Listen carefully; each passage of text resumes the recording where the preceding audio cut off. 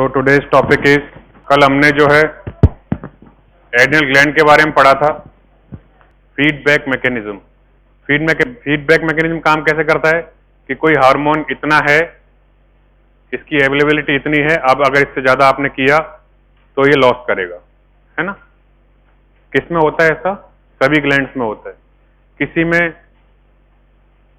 किसी में ये डायरेक्टिव होता है पिट्यूटरी से, है ना, जिसमें हम पिट्यूटरी सीक्रेट हार्मोन्स को साइड पे पहुंचाते हैं के रूप में, फिर वो ग्लैंड जो है वर्क करती है कि अब इसको ओवर सीक्रेट करना है, अंडर सीक्रेट करना है।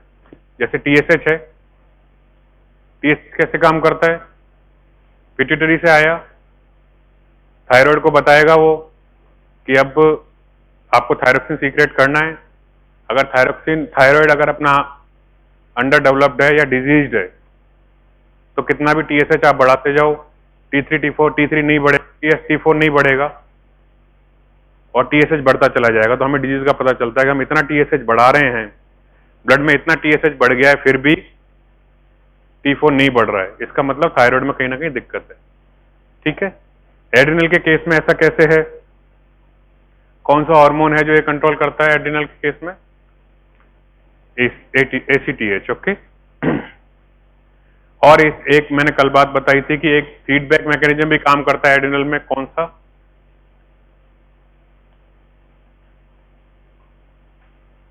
प्लीज लास्ट में आप बताइए, बातें बहुत सारी हो गई। हाँ, यस, खड़े होइए, मैं वहीं हूं। नहीं नहीं, आपके पीछे वो लास्ट कॉर्नर। नहीं नहीं, आपसे 3 आगे, एक और आगे। वो बच्ची बैठी है ना, खड़े होइए प्लीज, जो च्युइंगम खा रहे हैं। हाँ, प्लीज स्टैंड अप। हाँ, ओके। कैसे काम करता है फीडबैक एल्डोस्टेरोन के केस में, एड्रिनल के केस में?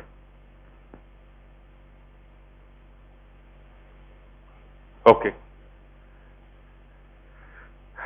तो मैंने ये सवाल इसलिए किए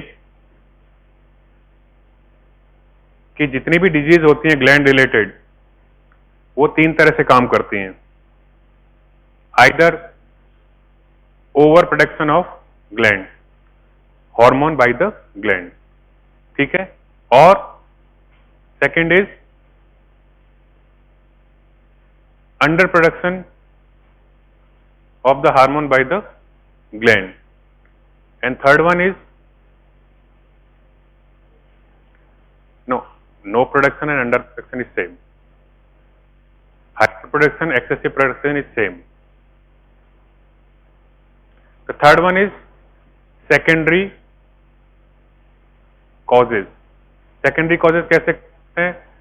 जैसे पिट्यूटरी में, है ना, लेकिन उसकी वजह से ACTH डिस्टर्ब हुआ और वो एड्रिनल को कह रहा है कि ज्यादा से ज्यादा सीक्रेट करो, या वो सिग्नल दे ही नहीं पा रहा है एड्रिनल को कि कुछ सीक्रेट करना है, तो ये हो गए सेकेंडरी कॉजेज। तो ऐसे 3 कॉजेज होते हैं। हम जो एड्रिनल में बेसिक डिजीज पढ़ते हैं, नाम आप पढ़ेंगे, सीखेंगे। पहली होती है एडिसन्स, ओके। दूसरी होती है कुसिन, होती है ना, and the third one is pheochromocytoma. 3 disease होती हैं। ये तीनों मैकेनिज्म को डिफाइन कर रही हैं।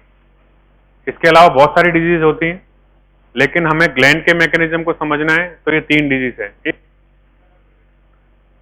अंडर प्रोडक्शन है तो डिजीज का नाम क्या रहेगा? हार्मोन का अंडर प्रोडक्शन, तो डिजीज का नाम क्या रहेगा? Addison's. Okay, hypo it's the term, disease का नाम पूछ रहा हूं। Under production of adrenal is Addison, over production is, and the secondary is pheochromocytoma. ठीक है, फियोक्रोमोसाइटोमा के केसेस में एड्रिनलिन और नॉर एड्रिनलिन का रश आता है या फिर 0 होता है ना। ट्यूमर अपने आप में, ट्यूमर जो है ऐसी जगह हो जाता है, वहां पर वो ACTH को ज्यादा सीक्रेट कर सीक्रेशन एडिनलिन और नॉर एडिनलिन का सीक्रेशन बढ़ा देता है, ठीक है। उस डिजीज को कहते हैं फियोक्रोमोसाइटोमा, है ना। और कल हमने पढ़ा था कैटाकोलामाइंस, है ना। क्रोमोसाइटोमा में वो कैटाकोलामाइंस रेज करते हैं। ओके, ये सुप्रारीनल ग्लैंड्स हैं, दोनों किडनीज के ऊपर हैं।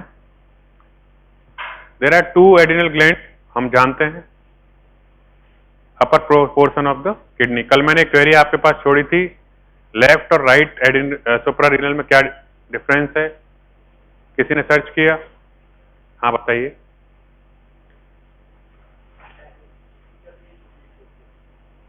सप्लाई की बात मैंने कहा था, लैंडमार्क होता है सुप्रारीनल आर्टरी। कैसे सर्जन पहचानेगा कि ये राइट सुप्रारीनल है और ये लेफ्ट सुप्रारीनल है? क्वेश्चन आज भी आपके पास है। ये क्वेश्चन इसलिए मैं बार बार रिपीट कर रहा हूं क्योंकि ये नीट पीजी में आज तक कोई ऐसी नहीं हुई जिसमें इस जगह से क्वेश्चन नहीं आया हो, अभी तक कोई नहीं हुई। एक फिक्स क्वेश्चन है, कभी बचता नहीं। उसको बदल बदल के कैसे भी दे दें, ऐसे कह देते हैं कि हमने एक सर्जरी के दौरान राइट माने ओवर प्रोडक्शन ऑफ एडिनल हो रहा है, हमें एडिनल को डिस्कनेक्ट करना है, राइट एडिनल को डिस्कनेक्ट करना है, हमें कौन सी आर्टरी ब्लॉक करनी होगी? ये अंडर प्रोडक्शन में एडिनल जा रहा है और ब्लड सप्लाई की प्रॉब्लम है, कौन सी आर्टरी में लिपिड डिपोजिशन हो गया है? सिंपल, बहुत ही सिंपल तरीके पूछने का तरीका ये रहता है कि हमें ये पता चल जाए कि इसको पता है कि नहीं किडनी में सप्लाई कहां से जाती है और लेफ्ट सुप्रारीनल में सप्लाई कहां से जाती है, ठीक है। वो तरीके अलग अलग होते हैं। कई में आपको डिजीज दे दी जाती है, कई में आपको सिम्टम दिए जाते हैं, ठीक है। This is the adrenal gland. कल हमने बात की थी क्या क्या जो है कॉर्टेक्स से सीक्रेट होता है, क्या क्या मेडुला से सीक्रेट होता है। इसमें डोपा का नाम नहीं है, पर कैटाकोलामाइंस मेडुला से सीक्रेट होते हैं। ओके, ये सब पता है ना, कल बात हुई थी अपनी। So these are the adrenal cortex hormone, glucocorticoids, mineralocorticoids and androgens. कल हमारी बात हुई थी इस बारे में।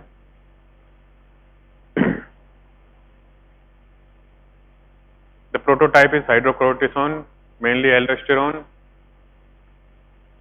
ये वो हार्मोन्स हैं जो हमारे डिजीज में अफेक्ट होते हैं, फिर वो डिजीज एडिसन, कुसिन्स और फियोक्रोमोसाइटोमा इन नाम से जानी जाती है।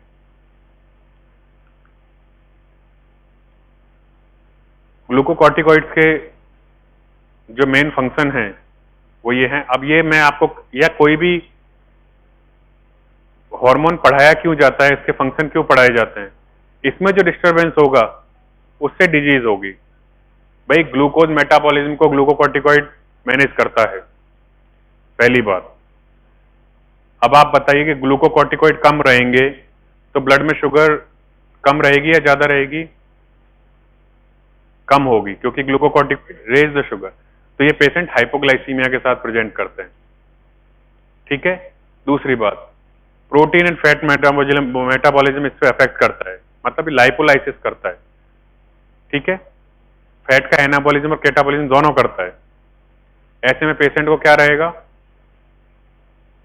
जैसा पेशेंट आपने क्वासिकर और मेरेस्मस के देखे हैं उस तरह से पेशेंट प्रेजेंट करेगा।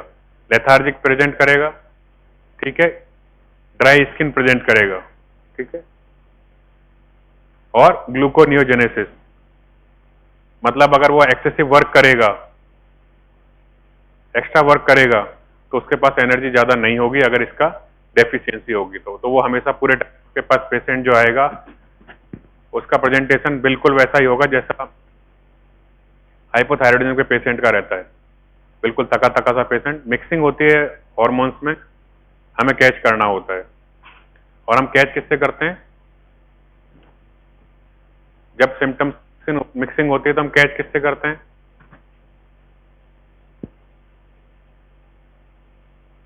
हम कैच करते हैं इन्वेस्टिगेशन से। Okay,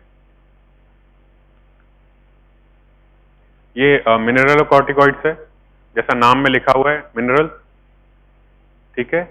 manage the minerals, electrolyte metabolism को कंट्रोल करते हैं। एल्डोस्टेरोन का नाम हमने सुना था, कल पढ़ा था। सोडियम और पोटेशियम के रीएब्जॉर्प्शन को कंट्रोल करते हैं, ठीक है। ये है एंड्रोजन्स। पेशेंट आपको कई बार आएंगे जो जिनकी आवाज भारी होगी, वो फीमेल होंगी, लेकिन आवाज भारी होगी, दाढ़ी मूछ आ रही होगी। हाँ, नहीं, बिल्कुल मेल जैसे करेक्टर होंगे। और दाढ़ी मूछ का मतलब अपने तरह, मेरी तरह नहीं या आपकी तरह नहीं, लेकिन हाँ थोड़ा हेरी होगा ऐसे, तो वो हाई एंड्रोजन्स है। इसके कुछ पॉजिटिव इफेक्ट्स भी होते हैं, आप देखेंगे। जो महिलाएं बड़े आईएएस आरएएस इसमें जो अच्छे लेवल पे पहुंचती हैं, है ना, उनमें जो ये लेवल्स होते हैं मेल्स वाले, वो स्लाइटली रेज्ड होते हैं, इसलिए वो बोल्ड डिसीजन, इस वजह से वो ऐसी आईपीएस आईएएस ऐसी जो बोल्ड डिसीजन वाली पोस्ट्स हैं उन पर पहुंचती हैं। ओके, ये सर्जन बनती है क्योंकि उनमें थोड़ा सा जो टेस्टोस्टेरोन है, हाइड्रोक्सी टेस्टोस्टेरोन, और जो एंड्रोजन्स वगैरह हैं वो स्लाइटली रेज्ड होते हैं, ठीक है, लेकिन कंट्रोल्ड होते हैं। ऐसा नहीं है कि वो उनकी कोई डिजीज है। डिजीज जब है जब आपको प्रेजेंट होने लग जाए, जब अपन देखने लग जाए कि इसको, हाँ इसको हेरी है, इसको आवाज बहुत मोटी हो गई है, ठीक है। और ये सारी डिजीज जो है वो क्योरेबल हैं, ट्रीटेबल हैं। ऐसा नहीं है कि पेशेंट जो है, उस जमाने में जब आप हाइपोक्रेट के जमाने में चले जाओ तो उस समय जो साइकेट्रिक पेशेंट होते थे उनका ट्रीटमेंट क्या होता था,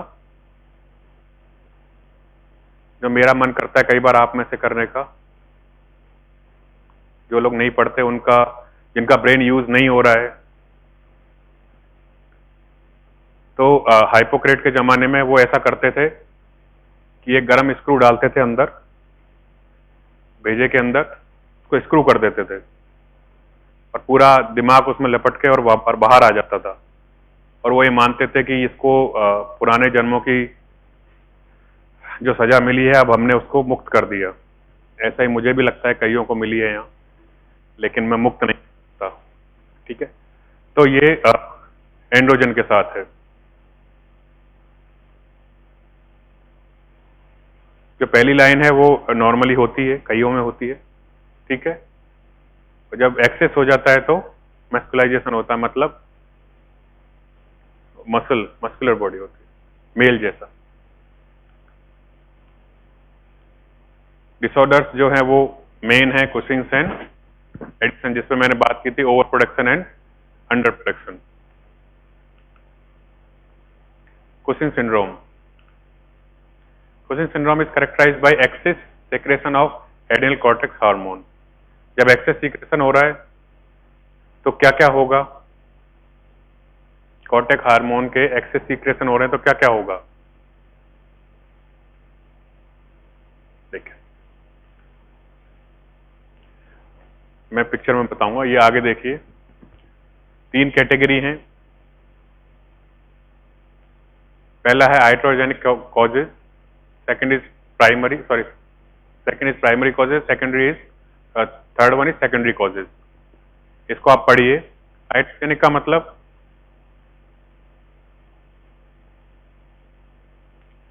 excessive cortisol level from chronic therapy with glucocorticoid. Iatrogenic का मतलब जो हम पैदा करते हैं पेशेंट के अंदर, वी आर द कॉज, है ना। तो 2 तरह के इन्फेक्शन होते, एक इन्फेक्शन भी होता है नोजोकोमियल, नाम सुना है? नोजोकोमियल इन्फेक्शन नाम सुना है? वो हमारा हॉस्पिटल पैदा करता है पेशेंट में। जो आसपास का एनवायरनमेंट होता है, पेशेंट आईसीयू में जाता है, बहुत फर्स्ट क्लास होता है, लेकिन हमारे गंदे आईसीयू की वजह से वो एक डिजीज अपने घर लेकर जाता है। नोजोकोमियल में सबसे कॉमन जो है वो फंगल रहते हैं, बैक्टीरिया भी रहता है, न्यूमोकोकस जो है वो सबसे कॉमन है, कॉमनेस्ट वन। आगे आपके क्वेरीज में आएगा। ज्यादातर हॉस्पिटल्स में इन दिनों जो है कोविड ज्यादा नोजोकोमियल है। पेशेंट किसी और डिजीज के साथ आता है, अपने साथ कोविड लेके जाता है, ठीक है, ऐसा काफी कॉमन है। इससे पहले स्वाइन फ्लू था, पर स्वाइन फ्लू के टाइम पे पेशेंट्स इतने नहीं थे, इसलिए मैनेजेबल था। कोविड सबको है, सबको ट्रांसफर हो रहा है। हाइड्रोजेनिक वो है कि जब हम ट्रीटमेंट कर रहे हैं, पेशेंट का ओवर ट्रीटमेंट कर दे रहे हैं। सबसे ज्यादा हाइड्रोजेनिक डिजीज कौन करता है? कौन सी ड्रग है जो हाइड्रोजेनिक हम क्रिएट कर रहे हैं सबसे ज्यादा? हाँ, किस डिजीज की वजह से हमें पता नहीं, हम दिए जा रहे हैं लेकिन, हाँ, अच्छा, कोविड के टाइम में आपने कौन सा हाइड्रोजेनिक किया था?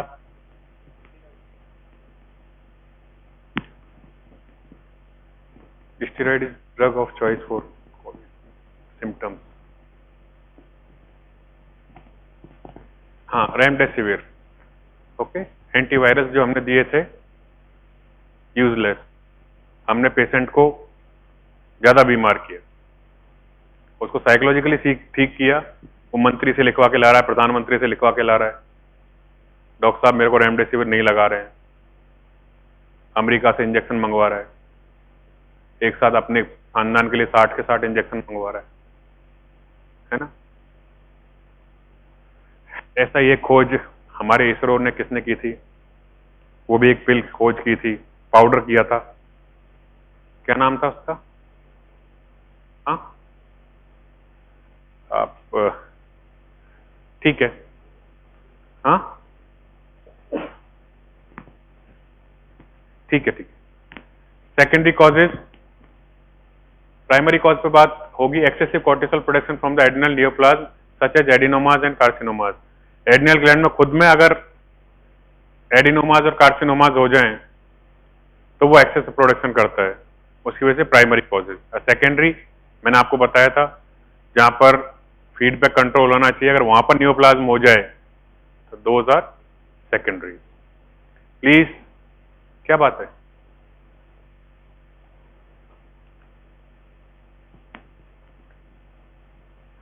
ये रिस्क फैक्टर्स हैं। Women are 5 time more likely than man. Females को ये कुशन्स मेल के बजाय 5 टाइम ज्यादा होता है, ठीक है। हमारी कंट्रीज में आपको ये सब चीजें बहुत ज्यादा देखने को नहीं मिलेंगी, अगर हैं तो हमें पता नहीं चलता है, ठीक है। जब से ये सरकारी योजनाएं आई हैं, चिरंजीवी और आयुष्मान और व्हाटएवर जो भी हैं टोटल मिलकर, जिससे हेल्प मिल रही है पेशेंट्स को, उसके बाद से सडनली अब आप सुनते होंगे कि अगर आप कभी यहाँ पे जाएंगे हॉस्पिटल में तो सडनली 20 to 30% कैंसर के पेशेंट्स बढ़ गए हैं। सुना होगा आपने, इन दिनों कैंसर के पेशेंट बहुत ज्यादा आ रहे हैं।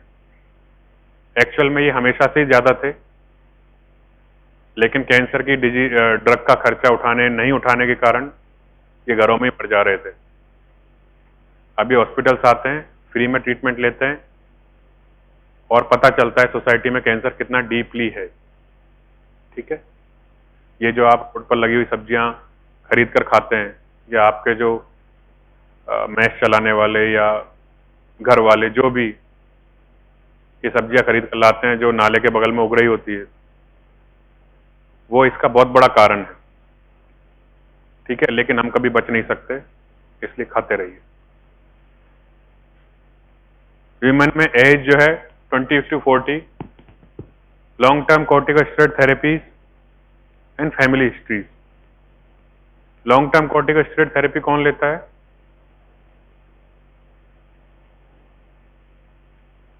हर पहलवान दूसरे से कहता है कि इसकी बॉडी स्टेरॉइड से ही बनी है ना, जिम जाने वाला। और उसके बाद जब वो आईसीयू में भर्ती होता है किसी भी बीमारी की वजह से। तो जितने भी स्टूडेंट आप जिम पसंद करते हैं या आपके जो भी साथी जिम पसंद करते हैं, अगर वो स्टेरॉइड लेते हैं तो उनसे कहिएगा कि अगर आईसीयू में आप एडमिट हुए किसी भी कारण से, even in accident, we can't save you, हम आपको नहीं बचा पाएंगे, क्योंकि आपका एड्रिनल बिल्कुल आपने खत्म कर लिया है। ठीक है, स्टेरॉइड लेकर के आपने अपने मसल्स तो बना लिए, लेकिन एड्रिनल खत्म। और सारे के सारे झूठ बोलते हैं, ये मैं कसम करता हूं।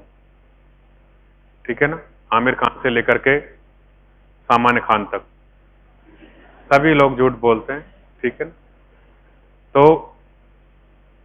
जो भी बोल रहे हैं उनको समझाइए, घर की दाल रोटी से अगर बॉडी बनती है then it's fine, otherwise please protein के डब्बे, होम्योपैथी मेडिसिन, बाबा जी का लिखा हुआ चूरन, सब में स्टेरॉइड है।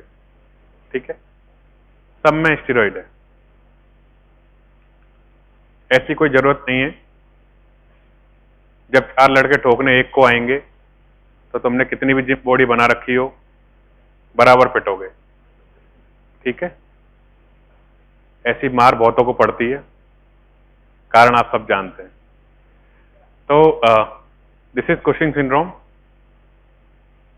तो फाइनल आपको जो याद रखना है, आज कल मैंने इसको बनाना तो बता दिया था, जिनका ध्यान रहा होगा क्लास में, ये हाइपर कॉर्टिसोलिज्म, मतलब कॉर्टिसोल का एक्सेसिव प्रोडक्शन।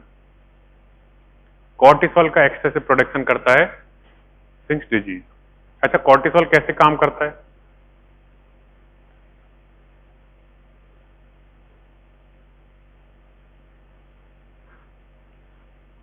जब कॉर्टिसोल हमारा बैलेंस रहता है, आप ध्यान रखिएगा, पेशेंट आपको जब आप ट्रीटमेंट कर रहे हों तो हमारा टारगेट ये रहना चाहिए कि उसका कॉर्टिसोल बैलेंस रहे।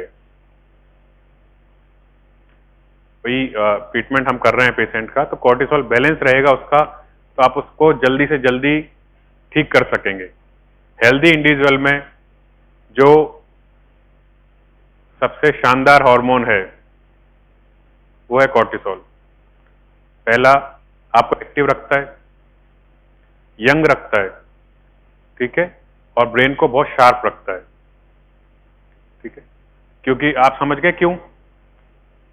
क्योंकि ये एड्रिनल से सीक्रेट है और ये काम करता है लिपिड पे, प्रोटीन पे एंड कार्बोहाइड्रेट पे, और ये तीनों ही हमारे मेन कंटेंट है बॉडी के।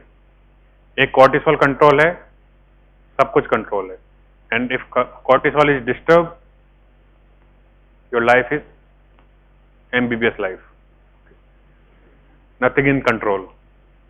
Teacher not in control. Papers not in control. Me myself not in control. Results set not in control. Life. Okay. ये मैंने आपको वैसे बता दिया जो अपने पहले पॉइंट्स थे। ठीक है, एक्सेसिव प्रोडक्शन का रीजन प्राइमरी सेकेंडरी जो है वह ये लिखा हुआ है, ये पैथोफिजियोलॉजी है इसकी। ये फिगर आपको दिख रहा है, ये यंग बंदे का, ये बुजुर्ग नहीं है। ठीक है, लेकिन ये कौन सी डिजीज से ग्रसित है? कुशिंग। क्या? Fat catabolism, protein catabolism, decrease immunity, increase blood and glucose. ठीक है, पेशेंट डायबिटिक भी होता है। कारण इससे क्या क्या हो जाता है ये साइड में सारे आपके लिखे हुए हैं, और ये इसकी तस्वीर है।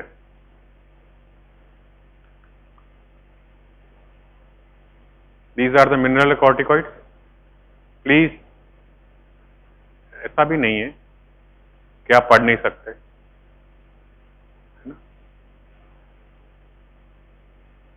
इंक्रीज मिनरल कॉर्टिकॉइड्स क्या क्या होगा समझ रहे हैं आप?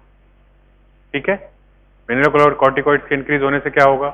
ये लास्ट में है, imbalance of sodium potassium pump, CNS instability. Patients आपको ट्रेमर्स के साथ मिल सकते हैं, ऐसे हाथ हिलते हुए। आप कमांड के चुपचाप बैठे हुए मिल सकते हैं। ब्रेन नहीं चलता, डम मिल सकते हैं, ठीक है। अपना जो सारा सिग्नलिंग है वो सोडियम पोटेशियम से ही है, ठीक है। कैल्शियम से भी है, लेकिन सोडियम पोटेशियम से भी है। ये एंड्रोजन की प्रॉब्लम है, ठीक है। ऐसे आवाज आएगी जैसे फीमेल मेल की तरह बात कर रही है, ठीक है। बेसिकली फीमेल्स में ज्यादा है।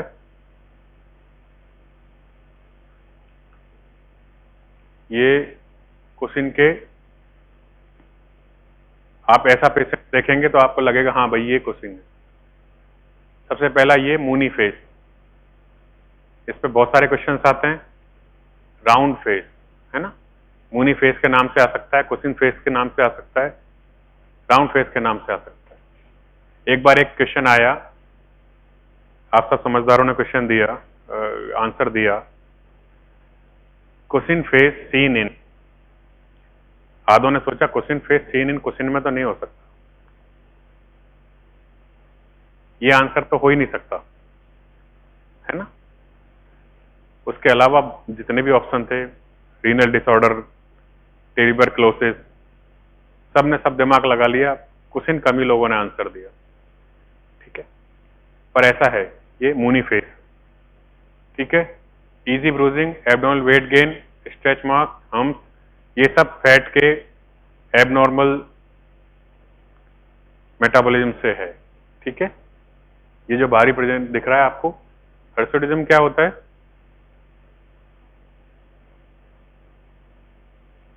क्या? ग्रोथ ऑफ फेशियल हेयर्स, और ओनली फेशियल हेयर्स।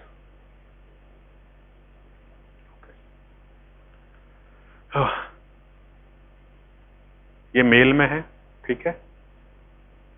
एक एज के बाद हम सब कुशिन रखते हैं, कारण क्या है उसका?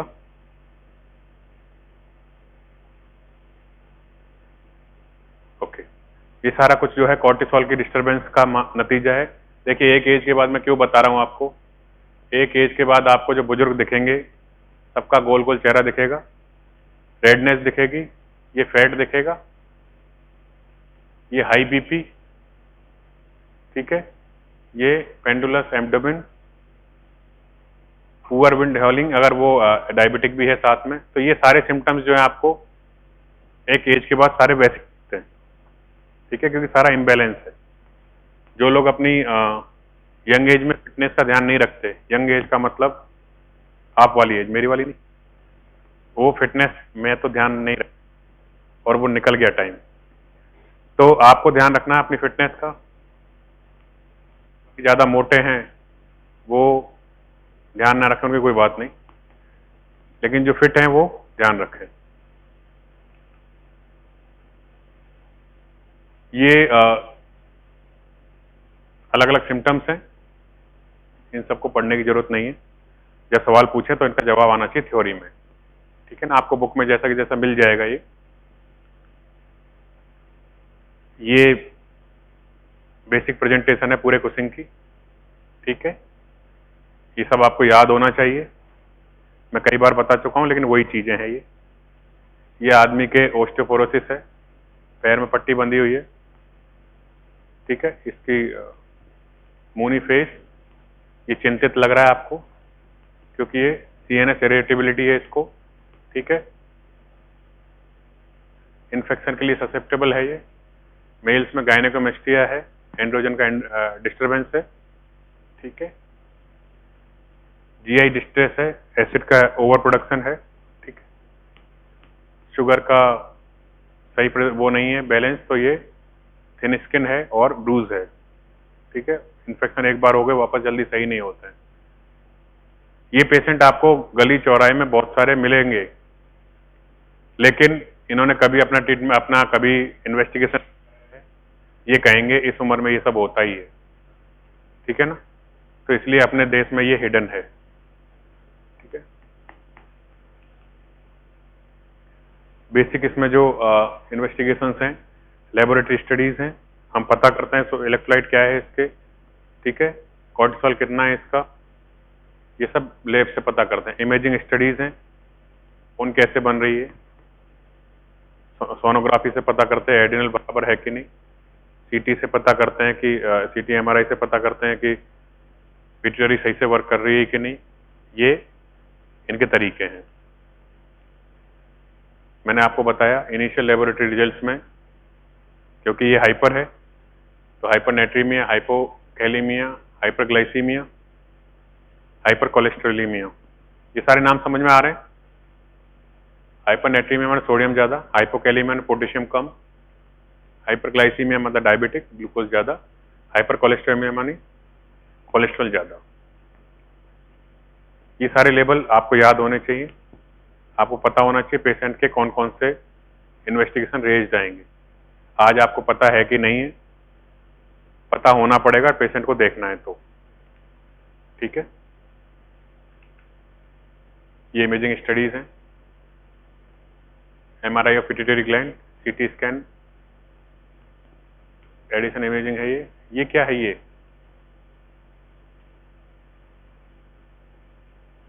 क्या है? ये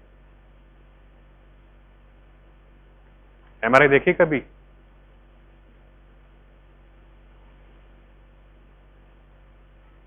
अच्छा ये बताओ, ये सीटी है कि एमआरआई है? हाँ, ये सीटी है कि एमआरआई है? अच्छा, क्या डिफरेंस आता है सीटी और एमआरआई में? हाँ, सीटी और एमआरआई में क्या फर्क होता है? सीटी की इमेजिंग जो होती है लास्ट, सीटी की इमेजिंग और एमआरआई की इमेजिंग में क्या फर्क होता है? अच्छा चलो, आपको एक हेल्प मैं दे देता हूं। जो कैल्शियम की फोटो आएगी वो सीटी में कैसी आएगी और एमआरआई में कैसी आएगी? कैल्शियम है ना अपनी खोपड़ी, वो सीटी में कैसी आएगी और एमआरआई में कैसी आएगी? अच्छा चलो, एक और हेल्प करता हूं मैं आपकी। कोई कैल्शियम या कोई इंजरी, कोई ओल्ड इंजरी है, ओल्ड इंजरी है, वो कैल्सिफाइड हो गई है ब्रेन के अंदर, जैसा कि ये हो गई है, तो वो सीटी में कैसे दिखेगी और एमआरआई में कैसे दिखेगी?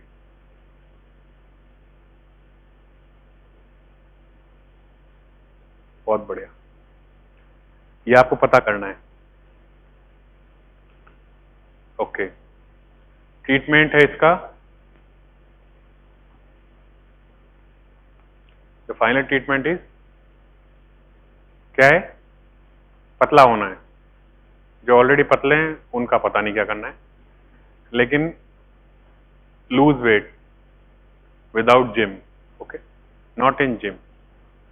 अगर आप जिम में जाकर इन पेशेंट्स को जिम एडवाइस करेंगे तो अगले दिन आप इनके मर्डर के केस में अंदर होगे।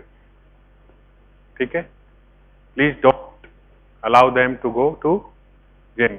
ये कार्डियक केसेस में खत्म हो जाएंगे, क्योंकि इतने जोश में जाएंगे। डॉक्टर साहब ने कहा ही है, आज तो ट्रेडमिल पे मैं, या तो मैं या ट्रेडमिल, है ना? फिर अंत क्या होता है? ट्रेडमिल वही है। ये ऐसा नहीं करना। एक इंटेलिजेंट आदमी को, ब्रेन वाले आदमी को क्वेश्चन डायग्नोस नहीं करना, बिकॉज ही इज फाइन, उसको क्वेश्चन नहीं है। ऐसा नहीं है वो आपके हर सवाल का जवाब दे रहा है और आप उसको डिसाइड कर दो हाँ भाई इधर क्वेश्चन है, क्योंकि तो थोड़ा मोटा गोल चेहरे वाला और, है ना? ध्यान रखिएगा, सिम्टम्स ओवरलैप करते हैं। ठीक है, पिट्यूटरी एडिनोमा है, पिट्यूटरी में कैंसर है, एसीटीएच ओवर प्रोडक्शन हो रहा है, वही कहानी है, मैं कई बार बता चुका आपको। ये देखो, ये एक लिखा है stereotactic radiotherapy, photon knife and gamma knife. क्या होते हैं ये?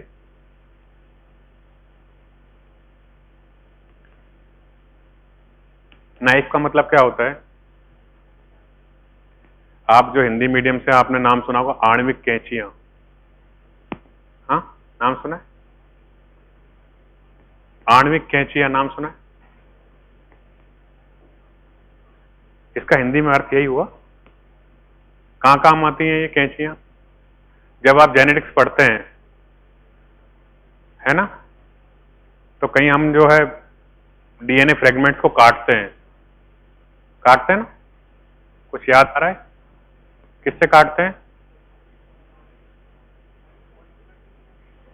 नहीं नहीं, हम नहीं काटते, सेल अपने आप काटती है, मॉलिक्यूलर सीजर्स नहीं, आणविक कैंची। अच्छा, मॉलिक्यूलर, नहीं नहीं नहीं, आपने हिंदी की और हिंदी कर दी।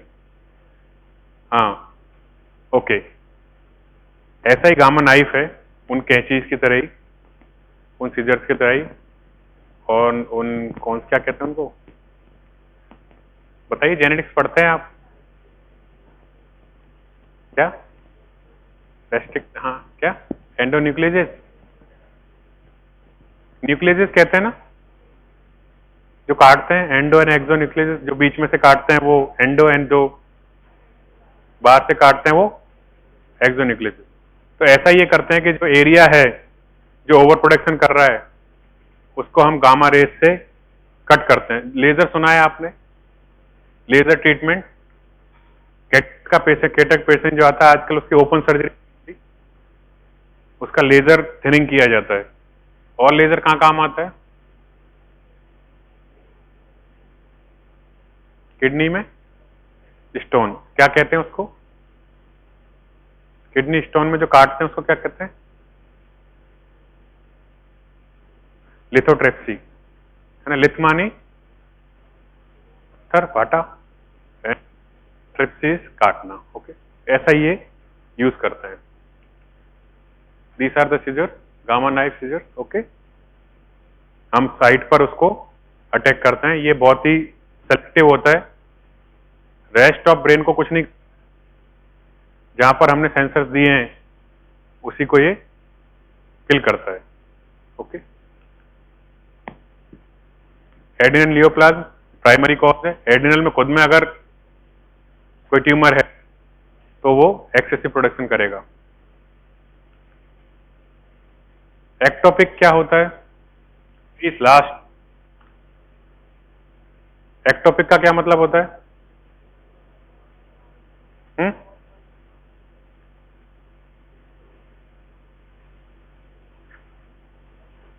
देखो, इस क्लास में भी कुछ एक्टोपिक हैं। कैसे? वो एमबीबीएस नहीं करना चाह रहे थे लेकिन वो कर रहे हैं। कुछ का मतलब कुछ ही, आप ज्यादातर अपने आप को मत ले लिया कीजिए। वो नहीं करना चाह रहे थे लेकिन वो कर रहे हैं, उसको क्या कहते हैं? एक्टोपिक। मतलब उनकी साइट वो नहीं है, उनकी जगह वो नहीं है, लेकिन उनको वो करना पड़ रहा है वो। अच्छा, ऐसा एक्टोपिक जो है, एक नाम होता है थायराइड स्ट्रोम, नाम सुना है? हाँ, इसको एक्टोपिक है। मास्क लगा लेना भाई, पड़ोसी भी देंगे। तो जो थायराइड स्ट्रोम का नाम नहीं सुना आपने, मैं बताता हूं क्या होता है कि थायराइड पेशेंट की ओवर एक्ट होती है, ओवर एक्टिव होती है, हाइपरथायराइडिज्म पे ये पेशेंट्स होते हैं। तो डॉक्टर ये सजेस्ट करते हैं कि इनका थायराइड उड़ा दिया जाए, है ना, तो इनका थायराइड खत्म कर दिया जाता है ना, थायराइड ग्लैंड इनकी हटा दी जाती है। लेकिन उसके बाद एक बहुत तेजी से थायरोक्सिन का गश आता है। कोई एक एरिया थायरोक्सिन की तरह वर्क करने, थायराइड ग्लैंड की तरह वर्क करने लग जाता है और वो बहुत तेजी से थायरोक्सिन को बढ़ा देता है। वो होता है थायराइड स्ट्रोम, जो कि थायराइड ग्लैंड हटाने के बाद आता है। समझ रहे? वो क्या होते हैं? वो एक्टोपिक सेल्स होती हैं जो थायरोक्सिन को प्रोड्यूस करती हैं। ऐसे ही होता है सर्जिकल रिसेक्शन ऑफ एसीटीएच, मतलब जहां जो चीजें एसीटीएच को ओवर प्रोडक्ट कर रही हैं और वो बेसिकली ग्लैंड का हिस्सा नहीं है, उनको हटा दिया जाता है। Okay, nursing management, I think you are not nurses. Addison पे हम बात करें, नेक्स्ट डिजीज है एडिसन्स डिजीज। टाइम क्या हुआ? ओके, अटेंडेंस का टाइम हो गया, है ना। लेकिन एडिसन्स डिजीज क्या है? Under production. ओके,